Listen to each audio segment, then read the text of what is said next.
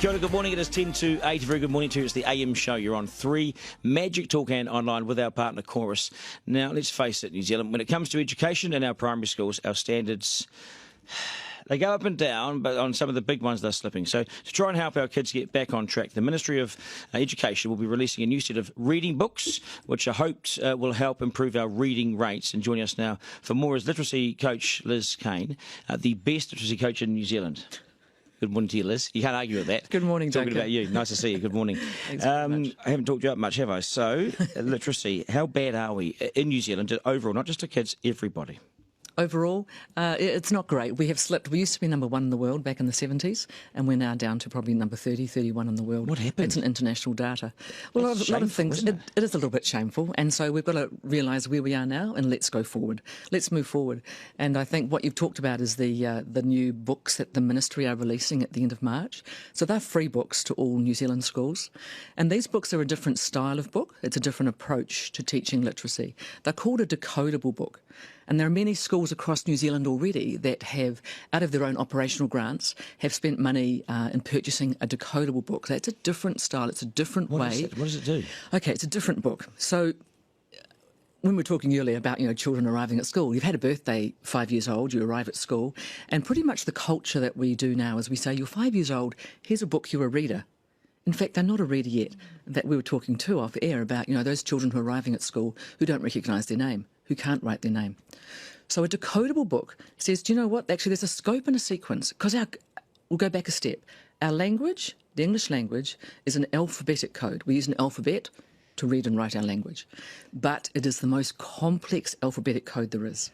44 sounds, 250 spellings of those sounds. So the research says the most effective and efficient way to teach our children across New Zealand, anyone who's teaching English, is a structured literacy approach. And it's exciting because the Ministry is saying, let's use now decodable texts. So we're wondering, maybe the Ministry now are turning a corner and saying structured literacy is the approach that we need to be using at the beginning. Are our teachers up to speed with this? Are they, now this is not an attack on them, are they literate enough to understand how to teach literacy? Well, the way they've been trained for that approach, but for this approach, no. So I've been currently offering workshops. I've just filled 10 workshops in the last short while across New Zealand, from Whangarei down to Dunedin.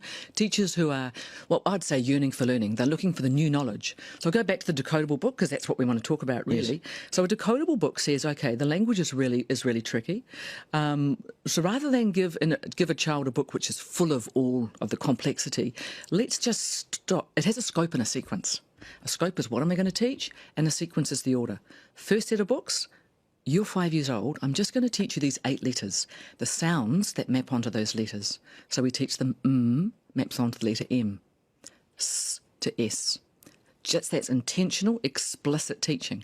But there's a system to it. Did we not have that at school when I was 5, 6 and 7?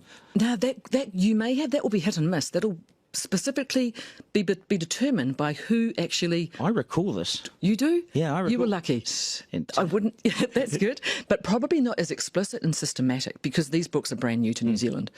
So then we teach them... We've got letters. Now we need to show them how to put those letters together to read words. So say they've got A and M. We've... A&M show. Nice. Yes. That's very good. Oh. Okay. We'll have you back. Well done. Very subtle. How do you make it exciting and fun? Oh, it's highly engaging. It's fun, all right. I mean, I'm actually working in Robertson Road in Mangere. I've been there the last 2 days, and I'm off to Summerland when I leave here, Summerland in Henderson.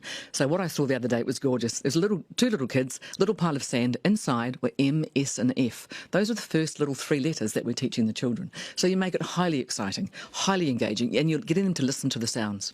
But I'll just go back a step. You're putting the A and the M together to teach them that word is am, to slide the am together. When they can start to do that with those few letters, then we give them the book. Yes. And guess who does the reading? The children do the reading. Now, should this be happening in the home before they get to school? Are these resources available earlier for parents to take home and to use at home, or is it too early? It's too early. I think we can do far better at home. 2 things we could be doing at home: talking a lot with our children, lots and lots engaging. speaking, engaging, lifting the vocabulary, but also reading to the children. Reading to children is not teaching children to read, but reading with children and getting them excited about books. It's the teacher's job in the classroom. A lot of this is happening, isn't it? Because when you read a book to your child, and you get them to read it to you, and then you stop at the end, what does that mean? Because reading is one thing, understanding is Understanding is crucial. So every time we want the children to read these books, meaning is crucial. The comprehension of what a child reads absolutely is the outcome. But this scope and sequence is quite new for teachers. And you asked me whether teachers are sort of aware of this. Well, no, they're not, because it's new to New Zealand. But what else do they have to do? Then the teachers have to do everything now. They have to be the sports coach, be the counsellor, be the sex educator, be everything. It's everything. Yeah, well, they do, but I think they're this... stuffed and tied. They are stuffed and tied, but literacy is the foundation of all, and I think we've got to get it right. But the teachers the ministry bringing in these books, let's hope they have a slow scope and sequence.